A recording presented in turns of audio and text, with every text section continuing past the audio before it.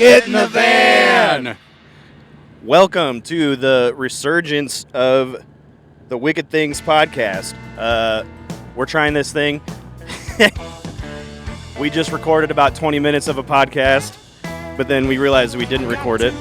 So we're taking another shot at this. This is interesting. It's really hard to do this, actually. But one of the things that was hard about with the last iteration of the podcast was that we have family, we have obligations during the week, and it was really hard to schedule time outside of gigs to get together and do something all together. But we realized we had a ton of time in the van, and so if we could do a podcast in the van, we wouldn't have the problem of time. So we're trying this thing. We're trying a podcast in a van. We have a little setup. We all got microphones and headphones, and we're going to try this out. Let's everybody just kind of introduce yourselves. My name's Etheridge Netz. I play bass in the band, and I'm running the podcast board right now. My name's Corey Waller. I sing and play the guitar. My name's Emily Johnson. I also play the guitar and sing. I'm Joshua Rex. I play the guitar and sing, but not in this band. I'm the fiddle player in this band. Well, cool. So we have some Wicked Things news items, some little updates from the Wicked Things, the world of the Wicked Things. Our summer schedule is out. We are currently on the second date that's listed on the summer schedule, I think, right? Yeah. We are on our way to Sioux Falls, South Dakota, to play at Big's Bar with Colin Donnelly, and this podcast will come out after that. So the show was amazing. Everybody was taking their shirts off, tarps off, and Tarps off, boys. Tarps boys. running around the bar. It was crazy. But anyway, so we have our summer schedule. If you want to see where we're playing this summer, we have around 30 dates that are listed on that. The graphic is on our social media. If you want to see us this summer, look at that graphic, pick a date or a couple dates to come out and see us. We're having fun. So summer schedule is out. We have a text and email list. We just sent out our first email and text last week. If you want to be updated about the Wicked Things and you don't want to weed through all the social media feeds, text and email is the best way that we can have direct access to you to get you all of that information. So in the email and text, we'll have updates about our upcoming album that's coming out. We'll have show updates. We'll have ticket updates, new merch, everything that you might be interested in. We'll try to keep that sort of a direct-to-consumer channel with email and text. So go to our website. On our website, there'll be a little pop-up that pops up to subscribe to our text and email list, and that's where you do it. So if you want to sign up for that, visit the website, CoreyWallerandTheWickedThings.com. Next thing, we have a YouTube channel. This podcast will be going on YouTube as well as all the other podcast distributors, Spotify, iTunes, all that. But it'll also be going on YouTube because we have a YouTube channel. We just put up the first video in our new series, Get in the Van, where our guitar player, Ron, does a long-form vlog type thing.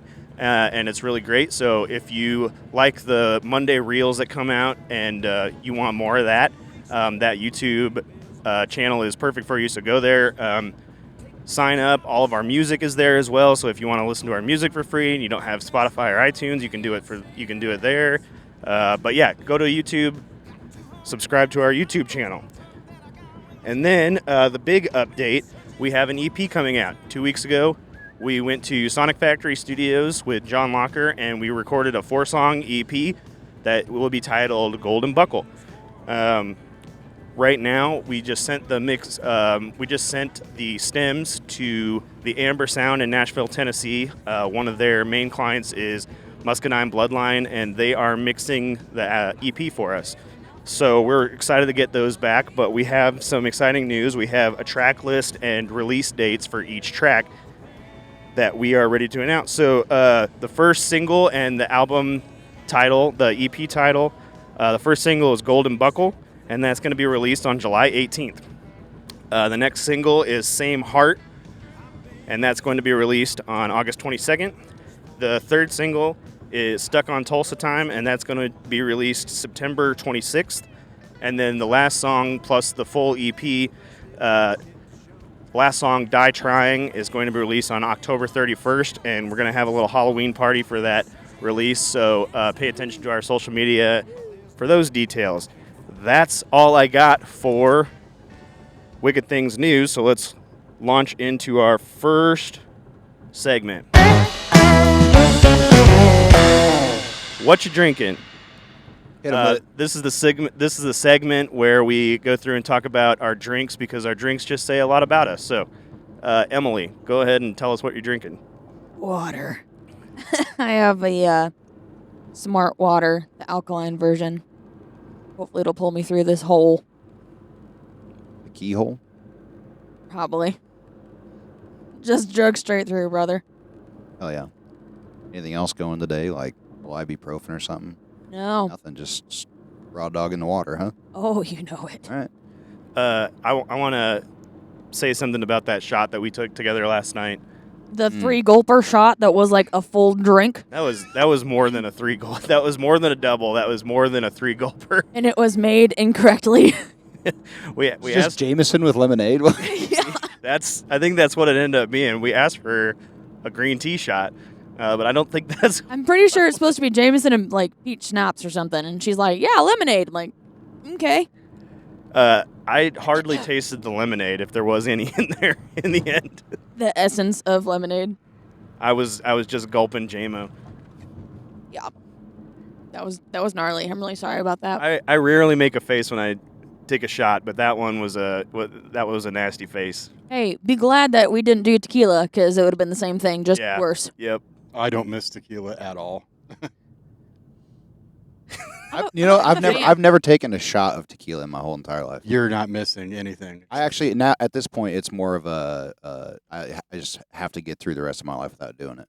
Yeah, no, you should commit to that bit, man. It is it's not great. Every time somebody has a story of like when the night turned on them, always starts with, man, when we took that shot of tequila. And like I just get there on my own. I don't need the tequila. Right. Right. It's fun. We have some very good tequila that so my family from California had a women's college women's basketball tournament bracket whatever last year, and I ended up winning it, and my father-in-law sent us a very nice bottle of tequila, and it just kind of just sits in the shelf. I haven't really had, I mean, I've taken a couple shots out of it, but I don't really know what else to do with it. I'm not like a huge tequila drinker. Do you put tequila like neat, or do people do that, or you're just supposed to chug it and that's it? Well, we took celebratory shots of it, but I've put tequila into micheladas before, and it's not bad. Kind of just gives it an extra little kick. I don't think so, Tim. Yeah. Yeah, no, I should say like maybe some higher level Patron, like Patron, is okay. Don Julio. Like once, you know. Right. And full disclosure, I don't drink alcohol anymore. But if I had to go back to You had your allotted amount. I've had my allotted amount.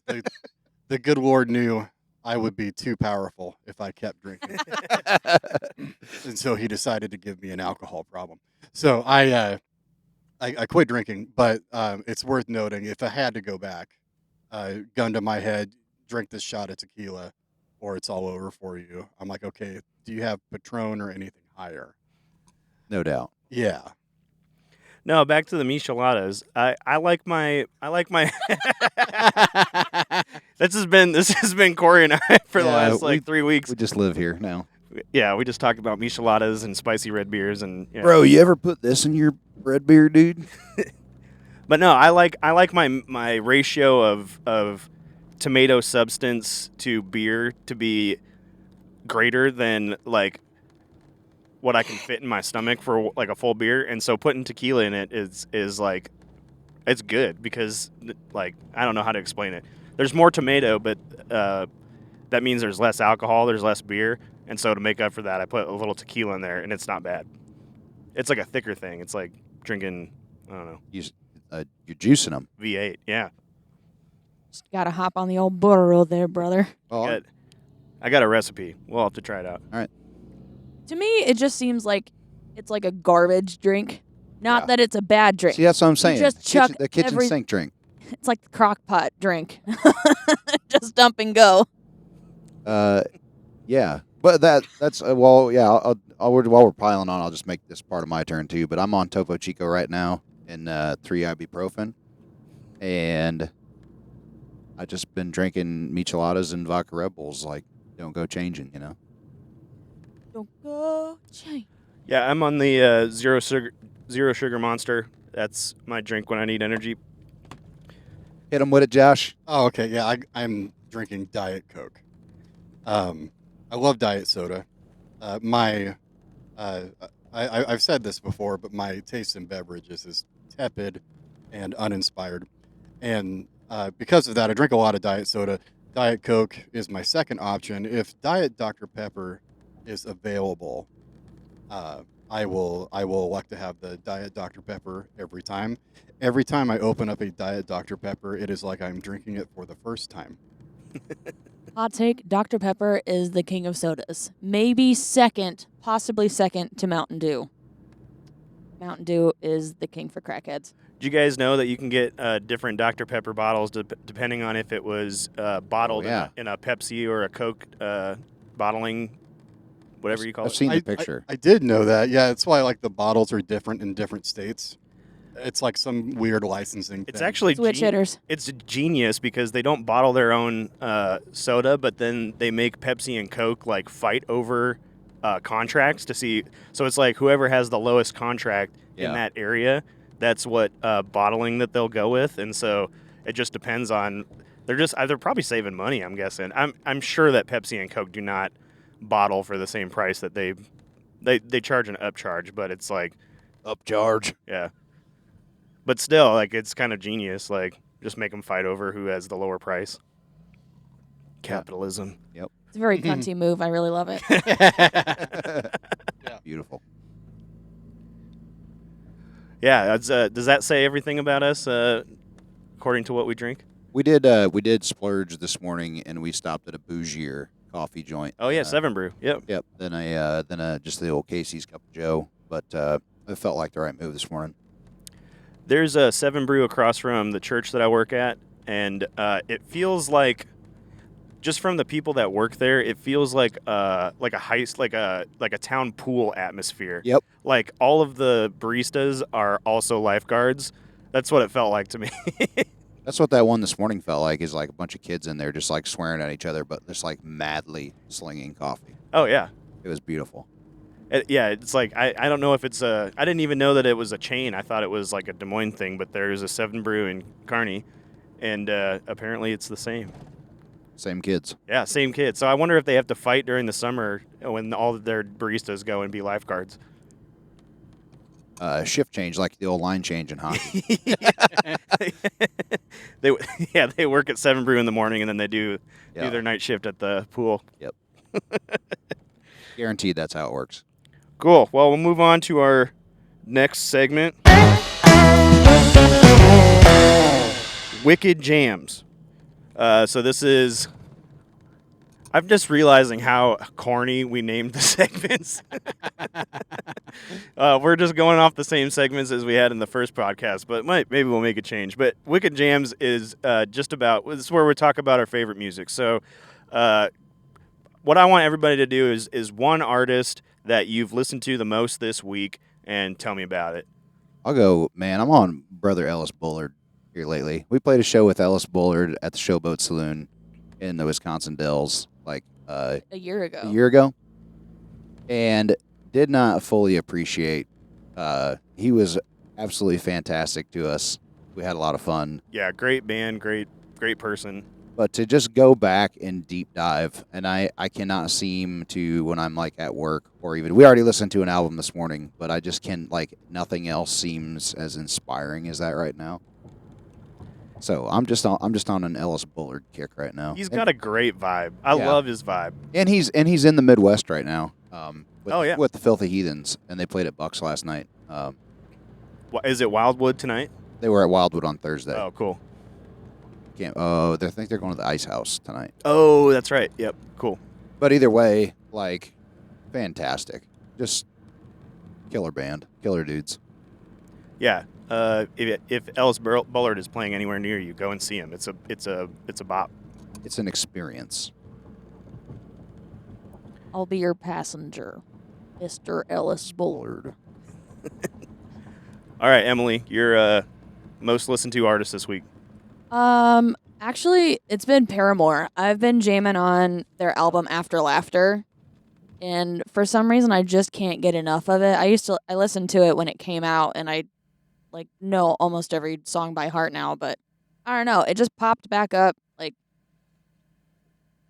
on the algorithm or whatever on my Spotify, and I was like, why haven't I listened to this? It's so good. It's so sonically different from their first few albums. I made people slightly listen to it in the van this morning. I was listening to it yesterday when I was doing my makeup in the van, and I'm jamming out, and everyone's just dead. during nap time. During nap time when we were heading to Kearney. Band nap. But I don't know. That's what I've been jamming this morning, this week, my lifetime. It's good stuff. Didn't she have neck surgery? Is that a thing? Or did I dream that? I don't know.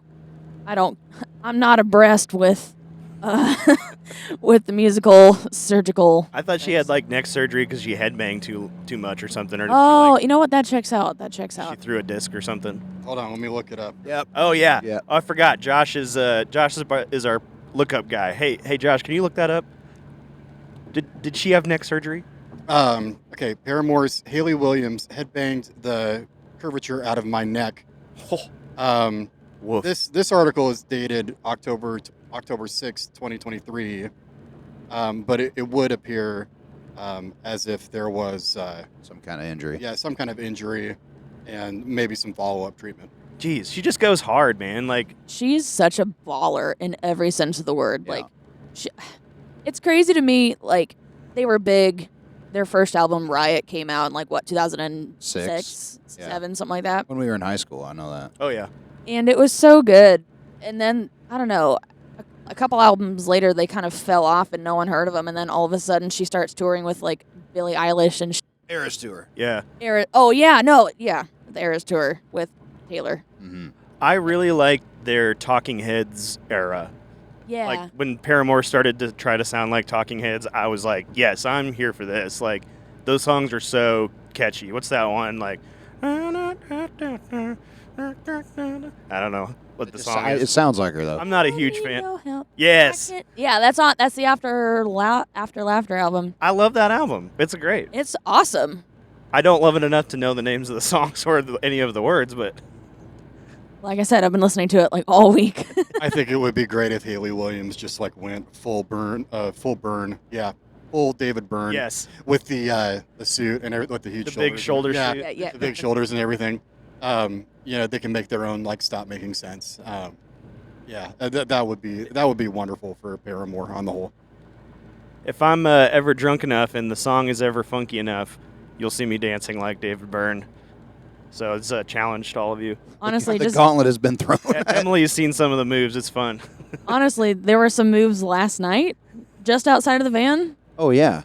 It doesn't take much to get you dancing, Reg. I'm not gonna lie. Wait, I was dancing outside the Yeah. van last What was night? that about? I don't. Oh, no. you were playing ska. Yeah, That's we right. put some ska music, and then only the true fans, we started skanking out in the parking lot. That was fun. Oh man, I haven't done that. Hey, me either. Skanking, not hooking. Let's just clarify. Skanking. Skanking is very similar to two-stepping if you're into hardcore music. Yep. And the last time I did that, I took my kid to a hardcore show in Omaha. Some great hardcore bands, Lead Spirit, and then some touring acts, Slug, and some others. And I attempted two-stepping at that show. Bear in mind, I am 39, and I hadn't done it since my early 20s. But it was a lot of fun. I was very sore the next day. But, and then I got to relive that soreness last night in front of the van as we were skating. I told you guys if you guys were going to stretch before the show, I didn't want to hear about it today. My legs feel great. Uh-huh. Maybe I should have stretched for the show. My hip. Yeah, you're in a bad way. I'm in a bad way. I don't know what I just slept wrong. I guess. Start creeping down the barrel of 30 and things start falling apart. What are you listening to, Josh? Okay, so it's no secret that your boy Joshua Rex plays a ton of video games, and sometimes the soundtrack to the video game he's currently playing is just so incredibly poignant that when he's away from his consoles and his PC, he has to listen to the soundtrack. So this week I've been listening a ton to the soundtrack to the very recent game Clair Obscur Expedition 33, music composed by the French composer Lorient Testard. He did really a remarkable job. Every song on this soundtrack is an absolute banger. I think it's like 4 discs long. That has mostly been what I've been listening to. To explain to the listeners here now, you opened up last night that this video game affected you in such a way that you actually wept. Yeah, like 10 minutes in. So maybe and that was the first time.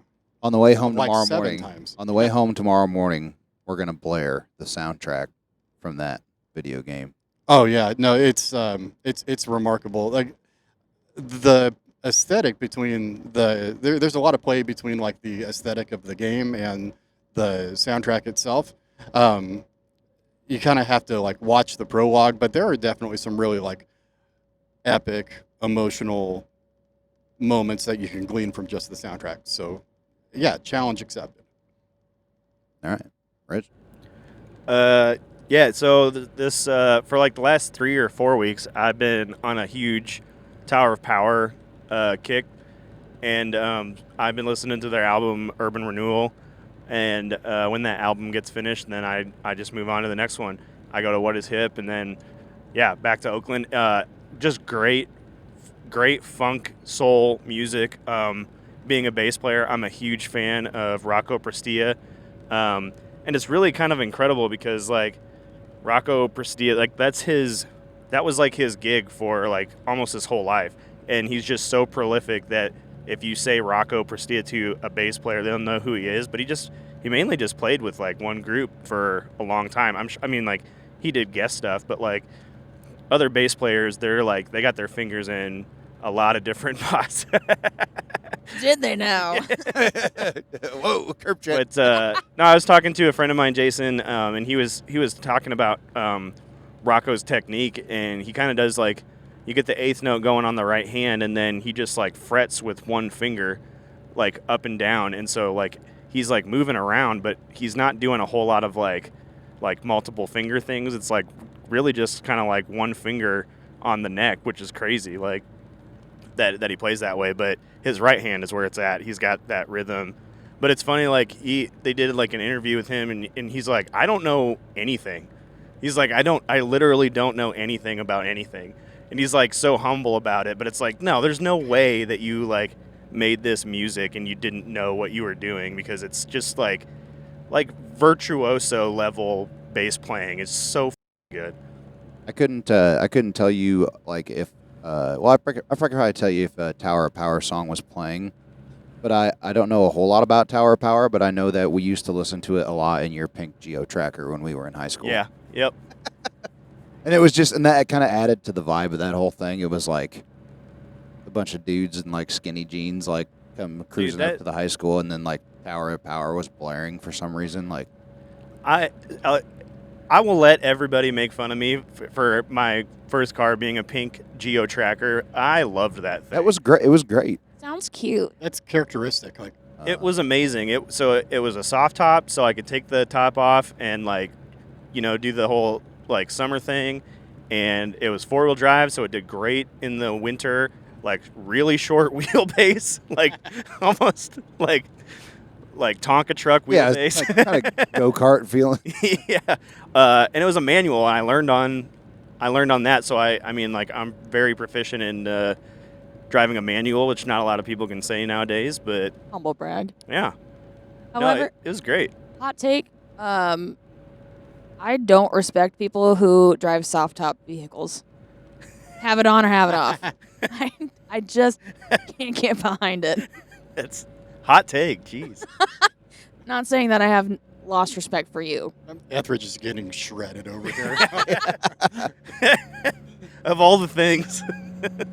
No, I'll pile on there. There's just something about it. Can't get over it. Not a fan. It was terrible in the winter. We had a hard top for it in the winter, but that was after I stopped driving it, and it was handed down to my brother. But and then he got like 2 years out of it, and then it died. No, it was really freaking cold in the winter because it was super leaky, and like you had to put your face next to the heater. The heater worked great, don't get me wrong, but the wind from the back on those cold nights, like I drove it back and forth to Des Moines when I worked as a page at the state capitol, and those trips on I-35 in the winter were very cold. No cruise control either, so I'm just like in it the whole time. Just in it the whole time, yeah. Just turn the tower of power up a little bit. You won't realize that you're cold. Yeah, it had a great sound system in it, like a custom sound system. Oh, yeah. So that was like really great about it too. I delivered newspapers. That was the perfect newspaper car because, like, with the top down, you just throw the newspaper out the top of the. Yeah. It was amazing. I have this core memory of we went to, it was like state cross country in Fort Dodge or something, and we got it. We parked like a mile away in that, and we were listening to, like, Sugar Cult just had an album come out. Oh, yeah. And I don't know why, like, when I think of that, when I think of that tracker, I always remember, like, getting out of it that day. I don't know why. Core memory. Yeah, core memory. Something like maybe it was something I ate for lunch that day or something. I don't know. Maybe it was just a great, like, maybe it was a moment where you're like, it's never going to get this good again. Yeah, that was as good as it ever got. Cool. Is that everybody? We make it through everybody on the Wicked Jams?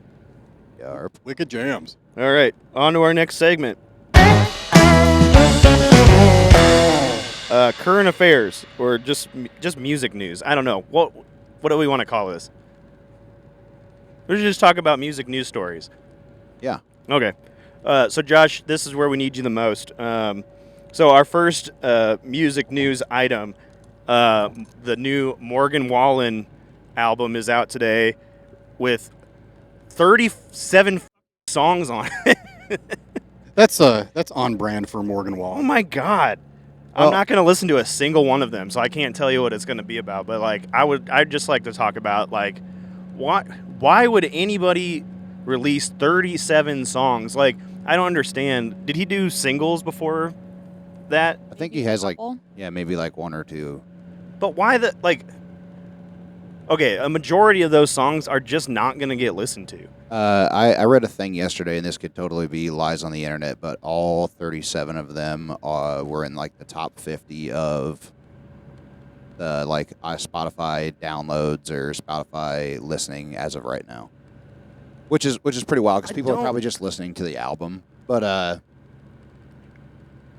yeah, it feels on brand for the stuff that he does, and like let's not lie here. Like, there's probably a lot of songwriters somewhere, like, getting a lot of attention right now from him doing something like that. But what does that say to the rest of, like, the music industry? Like, you know, I feel like it's trending where people are starting to put out, like, 21 song double albums. Like, didn't Luke Combs just put out, like, a 30 track album or something like that? Probably. Listen, if you can't say what you want to say in 10 songs, you're not a very good songwriter, honestly. Maybe like, I don't know, like, Morgan Wallen's not a songwriter. I mean, he, like, obviously co-writes, but, like, what if we just turn that on its head real quick and we just say that the people that are writing songs for him are just so prolific right now that it can't wait? I mean, if they're writing songs for him, they're writing songs for other people too. It's like, what if every single song on that album had the legs to like go number one or something? Well, it just shows how, like, shallow he is as an artist. Like, as an artist, he's literally just a pretty face and a pretty voice. Like, that's all it is. It doesn't go any deeper than that. If it did, he would be an artist. He would have something to say, and he would be able to at least curate just 10 songs to say what he wants to say. But instead, he's just, like, scattershotting everything, and it's like, it's so vapid and shallow. There's no heart behind it at all. I'm just playing devil's advocate here is all. Oh, I know. Yeah. I just, like, trying to think of, like, maybe there's something in there that, like, somebody is benefiting. Well, like, when you get into, like, just writing, so, like, in, like, one of the first things that your English teacher will tell you, or your language arts or whatever, wherever you first start writing, is that it's a lot harder to write one page than it is to write 3 pages, or it's a lot harder to write a whole story in one paragraph than it is to write 3 pages on it. And that's true. Like you have to edit yourself, and that's a huge part of songwriting. It's like you have this story that you want to tell, and you got to fit it into 2 verses, a chorus, and a bridge, and it's like sometimes you don't get there, and sometimes, like, I mean, I do this a lot when I'm songwriting, is like I get to the bridge and I'm like, holy shit, I got a lot of stuff to wrap up. It's like, and then it ends up like trying to fit the whole, like, resolve into the bridge, and I need to do a better job of like fitting the whole story into the verses and the chorus, and being able to tell it that way. But that's part of it, and that's something that, like, just Morgan Wallen has no, know. Well, and think about this too, is like, for just like the live show aspect, like the album is where a lot of those songs are going to go to die. Yeah. Because like he probably already plays for like 3 hours or 2.5 hours, like whatever it is, and he has that many songs to fill that already. Now you just put out 37 more. It's like you're not gonna kick whiskey glasses off the set to put on whatever. You know what I mean? Like, I don't know. Like I said, the thing I like to think of is like maybe there was like 30 guys that helped him write that, and it gets enough plays that he just bought like 25 dudes a house. But I honestly want to know what the business sense is in putting out 37 songs. Like, is that I think everything he's just that so Morgan, hot right now that the industry, the music industry in Nashville is just like fart on a track and we'll put it out, please God. But is he making as much money on a 37 album song? Obviously, recording 37 songs, that's studio time, that's paying publishers, that's paying royalties, that's points everywhere. Is he making as much money on a 37 song album as he would a 10 song album? Like, I just want to know, like, the numbers behind it, because it's obvious, like, to me anyways, it's like this album has no artistic value whatsoever in my eyes, like, except for the songwriters. I will give you that. I don't think anybody cares what it's costing. I don't think. No, that's not. I don't think that's right at all. I think that's the only thing they care about when you're putting out a Morgan Wallen album is how much money they can make. Well, yes. How much money they can make. I'm just saying, like, I'm sure they're not just like they bought the studio. Like, they don't. You can just go use it. No, like I said, like, they just want them to just like regurgitate on a track, and then they'll make millions of dollars. But are they? My question is are they making more money off of a 37 song album? It's the same with like a blockbuster, right? Like, is Marvel making more money than the indie film that costs like, $100,000 to make, but then it grossed like, $30 million at the bottom? Like the Blair Witch Project thing, like, it made a ton of money because it cost like pickles to make. Like, is they like, is the money there? Is what I'm asking. Hit him with it, Josh. What do you got? I don't think the value is in the music. I think it's more in the brand. So you may be onto something, Reg. There might not be a lot of artistic value and intrinsically not a lot of monetary value in the music itself, but you have to maintain the brand somehow. And it's not like this is the first time Morgan Wallen has put out like an incredibly long unlistening experience. So it's probably just maintaining the brand at this point, just doing what you need to do to keep the money rolling in from other places. Well, like, Morgan Wallen aside, it's a trend in the record industry, so there has to be some kind of like monetary like incentive to be putting out these like large albums. Like, do you think it's like the content thing too? It's like people like probably roll through that, and so they're just like trying to get like a clip, like a chorus from like every song to go viral kind of thing. It's like, oh, we'll just write about 30 some different things, and then like maybe there's enough there that people can pull off of anything because they just need the content. Yeah, I mean, I could see that. It's like putting out the whole van shakes head. Yes. It's like a TikTok post every single day, right? But it's the same. It's just like different. They really want all of us to be moving that direction, where we're less like artists and more like content creators. And Well, I'm just gonna say this right now. I listened to maybe like 5 songs off the Post Malone album. The one I really liked it. The one about his daughter. Oh, dude. Loved Her First or whatever. You told me about that, and then I Dude. listened to it when I was out mowing my yard, and I just like sat behind a grain bin and cried. Yeah, Ron, you'll experience this in a little bit, but Girl Dad, like, Oh, holy man. f- man. No, it was great, but I thought the Post Malone record was real. I thought the fiddle parts were great. There's a song on there called "Right About You." Like I learned that fiddle part immediately, which is so fun to play.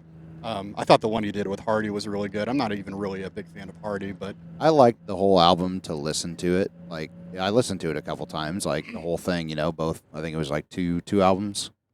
I listened to it all. Like I just enjoyed the listen for the idea that it was Post Malone, and then like some of the stuff you're just like, okay, yeah, undeniably catchy. yeah, for like sure. like it wore off pretty quick, but like it was a It was a fun experience. go mow your yard to it or like swing a hammer to What's it. his real name? Post Malone? Austin Post. Yeah. So I was going through credits and I was like, all right, who wrote these songs? And obviously there's like some really big heavy hitters in the credit list, but I was like, who's this Austin Post? Yeah, And he's then I on looked it up and I'm all like, of 'em. oh, that's Post Malone. Like, but he's a co. I mean, obviously he's a co-writer, but as it pertains to Morgan Wallen, would you guys like to hear some tweets?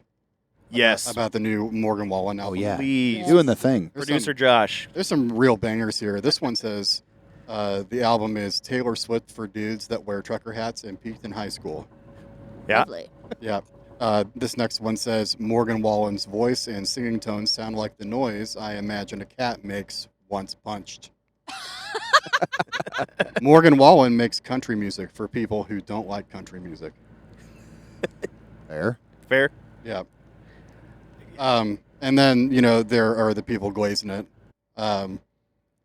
One person said Morgan Wallen drops another masterpiece. I think maybe people throw that word around too indiscriminately, but I am not a huge Morgan Wallen fan. I'll let them have that. Hey, experience Josh, for can you themselves. look up the track list? I saw something about Miami. Oh yeah, he's redoing the. Oh, no. Am I? Yeah. No, it's like MIA by MIA. It's like it's like his rip on Miami. Oh no. Like MIA and MIA in MIA. I saw someone tweeted about how the Keith Whitley's estate had to give permission for that song, and it's like, why? Why did you do that? because we want the money. Bad Yeah, form. I suppose. Yeah, leave Keith Whitley alone, dude. Nobody's leaving Keith Whitley alone anymore these It's days. certainly a beefy track list. It starts off. Yeah, I don't know. You might have to scroll a little bit to find it. Yeah. Suicide Scroll. 27 songs down. Jesus Feels like the Christ. Cheesecake Factory Oh yeah, menu. yeah. The Scan our QR code. 10 minutes later, you ready to eat? You- Have you got out of the appetizers yet? Yeah, you walk into the Chinese restaurant and the menu is 8 pages long. It's like, no, they got chicken wings here? track 35. Lasagna? Yeah, track 35, Miami. Track info. The Whitley estate is not listed. Zoo. So now they're not getting theirs either? It was all for naught. Maybe it's one of those things where they do like an interpolation of it. I'd have to actually listen to it. Let's not do that. Yeah, right? let's not Yeah. do that. The name of the album is called I'm the Problem. Track 1 is the Oh, hey, actually, no, let's do that because I want to try out this new functionality on the podcast board. Josh, can you connect Bluetooth? It should be listed under like Tascam Mixcast or something like that. Let me. We'll let you do that, and but I just want to while you do that, I just want to make a point. I'm obviously like right out the gate coming hot, like with the no artistic value, but I do want to give. Like what you said on the Post Malone album, the fiddle parts being great. There are a lot of amazing musicians on these albums. There are a lot of amazing songwriters on these albums, and I'm sure the songs themselves do have some artistic value. So I don't want to like on it too much just because I'm not super impressed with the artistic value of Morgan Wallen himself.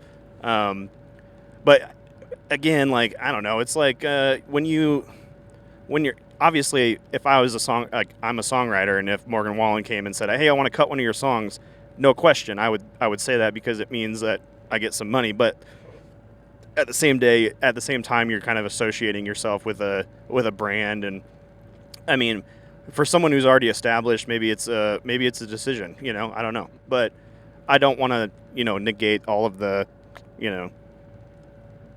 artistic value that lies underneath the Morgan Wallen. Oh yeah. I mean, like if you listen to we listen to a podcast 10 Year Town. Yeah. A lot. And Oh, Troy Cartwright, and he has a lot of people on there that like absolutely probably are on some of these cuts that are songwriters like for this album. Yep. And like you can see how much like respect they have for their craft and everything, and like they know they're writing a very specific kind of music, but they write everything. Yeah. So it's like, if you can get a cut on there, like that's huge for you in your career, because like people will come to you and be like, "Oh, you were on the Morgan Wallen album." Yeah. That's kind of his like the way that he talks about it. You say it was called Just Wireless? No, it's like Mixcast or something like that. Here, let me see if I can get in the. Maybe it has to be like in pairing mode or something. Oh, you know what? Yeah, and I don't think we can do that while we're recording. Oh, maybe. Are we recording? Oh, pairing here. There you go. Now it should show up. You We must are chop recording. down this tree with a herring. Let's take a look here. Maybe if I close and reopen, maybe I'll turn it off and then on again. I used to work in tech support. Okay. Look in tech support. Well, while he's working on that, anything else we want to say about the 37-song Morgan Wallen album? Yeah, I don't want to. I also don't want to diminish the artistic value. I would play fiddle on this stuff if it required it, but it's probably not. It's probably a pass for me. Wait, were you able to find that? It doesn't look like it. No. Okay, we'll skip it for this time, and Okay. we'll work on it later. I want to move on to our next music news topic, and it's a hot one. The whole Zach Bryan, John Moreland debacle that happened this last week. Josh, can you pull up that maybe that Instagram post? It's probably not on Instagram anymore, but John Moreland, I'm paraphrasing, posted something to the effect of what is it, like 30 million is that how much it was? 30 million? 350. 350 million is a lot to pay for somebody who's a what is it, discount version of me or something like that. So that set a lot of people off, and Zach Bryan responded to that. And then John Moreland the next day, it was a Sunday because I saw his Instagram post come up on my feed, and I screenshotted it before it went away. But he basically said that Zach Bryan's kind of a piece of shit, and a lot of people backed him up. And I guess the question is, like, did he go about it the right way, or is that something that you just keep private, or do you let people know when someone's a piece of shit? Well, go ahead, Em. I think you should let people know when someone's a piece. I mean, some of his dirty laundry's already been aired out a little bit. I think it's time to start pulling away at the mystique, and start kind of chipping away at the man, because you can't be sitting that high and not have done anything wrong in your life, and then when you decide to throw money at the problem to tell people to shut up, that's a big red flag. Oh yeah, you're referencing his former girlfriend. Yes. Chicken fry. Yes. Which wonderful name, by the way. Can we just? Yeah. That's not her God-given name, is it?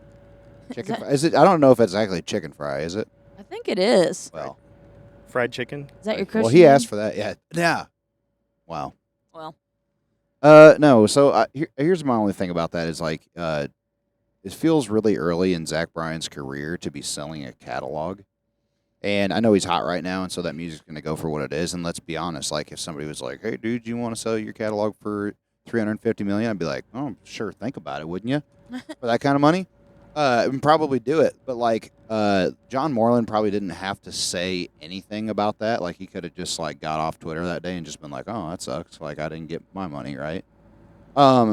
but also like I'm there with you too, and I don't have a dog in this fight, but like it just kind of I'm with you. Like more and more stuff keeps coming out about him, and whatever. I don't care. Like people got their like it sucks that if he's a person like because I think a lot of people held him up for a long time.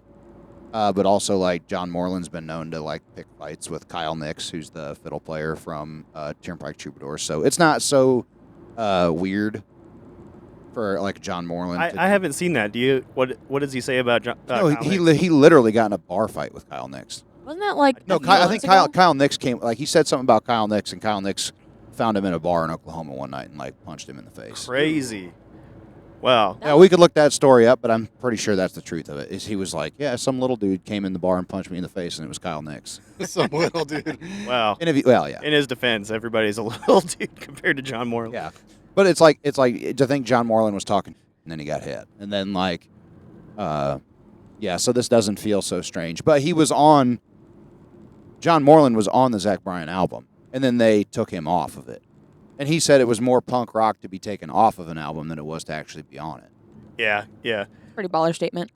He in his Instagram post, he said something to the effect of he didn't know who Zach Bryan was or what he did before he was on the album, and then afterwards, still had only met him once in the studio when he did the song together with him, and then when he started playing shows, Zach Bryan kind of started telling borderline racist jokes and was kind of just a piece of shit towards John Moreland and his friends and family, and just kind of like didn't treat them very well. And then, holy cow!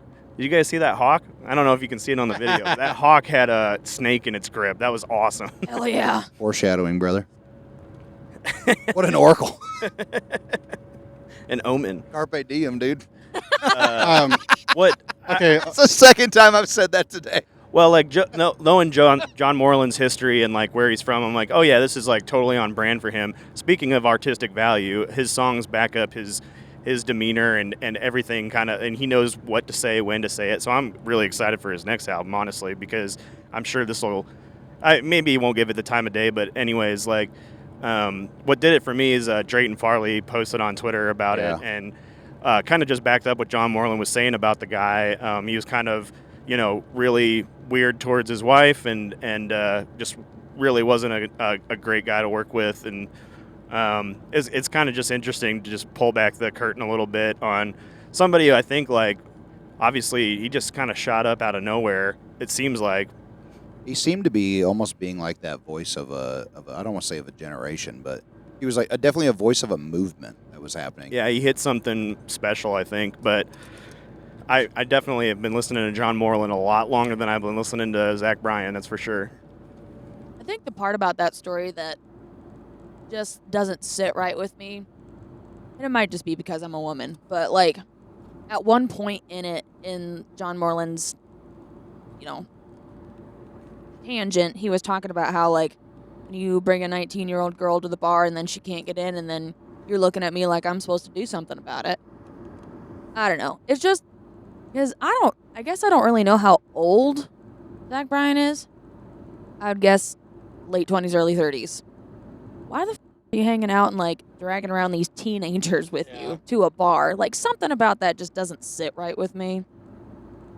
I don't know. Yeah, it just doesn't seem, I mean, Because Reg, me and you have had this conversation before about being in a place where you're older and more mature, and people are like, age is just a number. No, it's not. You're a child. yeah, there's a power Like a dynamic. yeah, exactly, between people who are older and stuff, and it's not great. Baby girl, take your daddy issues to therapy, not to Zach Bryan. Exactly. Like the Always Sunny in Philadelphia thing that we were watching yesterday. Oh We my won't talk God. about that, but it's The implication. Yeah, If you've seen it, you know. The implication. If I don't like that's twice now you said that word. I love John Moreland. He's got a lot of attitude, and I mean that in a good way. Yeah, And- exactly. Like and, that's what an artist should be. And I think, and I hate to derail it from the current feud, but going back to the Kyle Nix feud, I do have some comments here about that. Oh yeah, let's hear it. John Moreland in an Instagram post that's now since been deleted, it says, "Hey guys, little Texas country fact. If you ever happen to get in a fight with Kyle Nix, the tiny fiddle player from the Turnpike Troubadours, he pulls you out of your bar stool and starts kicking you in the head a few times. Don't worry, because he's 4 feet tall and just going to feel like a third grader is kicking you in the head. And then you can get up and start Savage. wailing on his face, and it's all good. That guy. All right. Well, I think what we can take away from that is the Oklahoma music scene is still a rough place. I think it's kind of. I mean, I remember back when is Brand New from Oklahoma. Can you look that fact up? Because I Damn, don't. I haven't heard that name in a long time. The band Brand New. Yeah. There's a good reason for that. Well, yeah, he got canceled too. Yeah, no, Obviously, again with the younger women type of thing. Yeah. Brand New is Or an American. girls, I should say, not women, girls. Yeah, no, it's not good, which is unfortunate because the album Deja Entendu was one of my favorites growing up. Oh yeah, formative. Great record. Brand New is an American rock band formed in 2000 from, not even close, Long Island, New York. Oh well, I remember they were having a feud with Taking Back Sunday, and I kind of link that with like the Oklahoma scene. But yeah, if you're from Oklahoma and you make music, you're gonna get into fights, I guess. But Some things never change. We should go there. Yeah, no, let's do it. I think we could all take on, like the final boss. Who's like the final boss of the Oklahoma music scene? well, we could do like the 100 men versus a gorilla. How many men versus John Moreland do you think? John Moreland is a gorilla, so at least 10. Jesus. All right, we can end it there. We've been podding for a little under an hour there, but we got our views, I think, pretty well documented on this. But yeah, let me play some. Wait, we haven't tried this one out yet. Just a second. Whoop. Yeah. Let's go. This is so fun. Oh. All right, we'll play some outro music. Thank you so much for listening to the first iteration of the podcast in the van. Don't know what we're going to call it yet. Might just be called the same thing. But it'll be up on all the... Are we in Laurel right now? Laurel? Laurel, Nebraska? No kidding. We're in Laurel, Nebraska. Thanks so much for listening. We hope you had a good time. Hope this was great for you. The people who have reached out and said, bring back the podcast. This is for you. Thank you so much. Hopefully it was as good for you as it was for us. Yeah. Yeah. That's it. That's the pod. Hey, we'll just end it like Trey Cartwright. Yep. That's it. That's the pod. Is the only word left